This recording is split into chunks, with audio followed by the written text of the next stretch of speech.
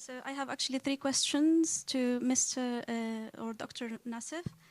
So the first one is, what are the other measures that the Bangsamoro Parliament took to enforce its decolonization mission? Like, for instance, did it use media or other forms to enforce its policies? Another thing is, or the other question is, how it has been received by the society, I mean, those policies taken in place, and was there any resistance to these policies from the global society of Philippines?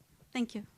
Thank you for your questions. The first one, measures and platforms that they've used with the Bangsamoro government in institutionalizing decolonial aspects in the daily lives of the Moros is one, policy making and legislation. They wanted to ascertain that all laws that are being created are reflective of the traditions, customary laws, and belief systems of the people. That's the reason why the mantra of the Bangsamoro leadership is not good governance, not the secular good governance per se, as defined by WTO or World Bank.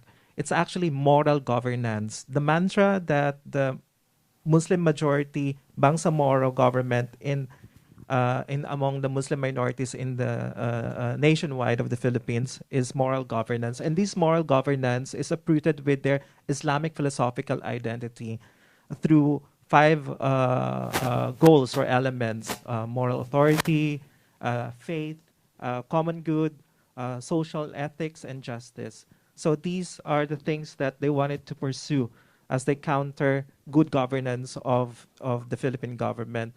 And also in their programming, the programs, even when you become a civil servant within the Muslim governance, regional governance, you have to take an oath of moral governance per se. And in their values transformation training, when you become an employee of the Bangsamoro government, you have to undergo a values transformation training.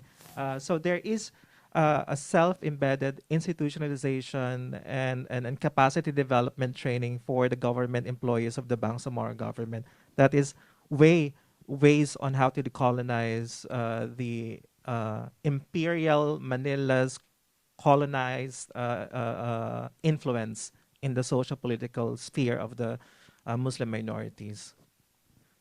What was the second question? You want? Sorry. It has been well received because it reflects their own culture. Even when my grandmothers, my grandmother's grandfathers, they don't have Philippine passports. They don't want to be identified as Filipinos. They thought that they owned the land because since their ancestral times, it was their own land. And they were just shocked that in 1990s, there were now Christian Filipinos coming in from the northern part to the southern part, taking away the lands, similar to how the Palestine have experienced the stealing of the lands. And we, the Bangsamoro people, are identified based on our homeland.